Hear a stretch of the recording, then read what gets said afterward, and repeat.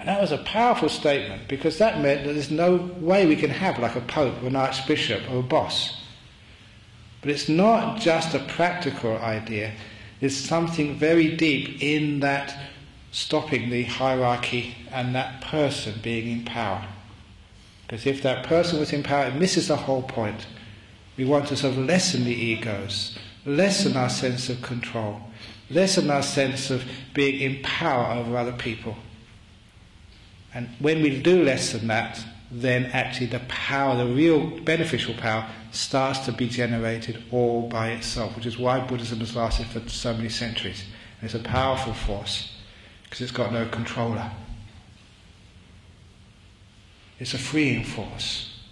Because that power of freedom is saying, it just doesn't matter what you do. The door of my heart will always be open to you. That was one of the things which I mentioned actually in the talk about what was happening in Burma. Because there's one of the powerful teachings of the Buddha, and these are sort of some of the teachings which even today, heard this 40 years ago, still sort of made me tingle. He gave the simile of the saw. And he said, monks or Buddhists, if somebody comes and gets you and starts torturing you for no reason,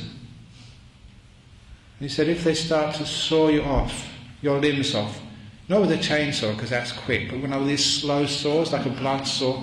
I don't know if you've seen your partner trying to saw a piece of wood. It takes them forever. With one of those saws, sawing each limb off.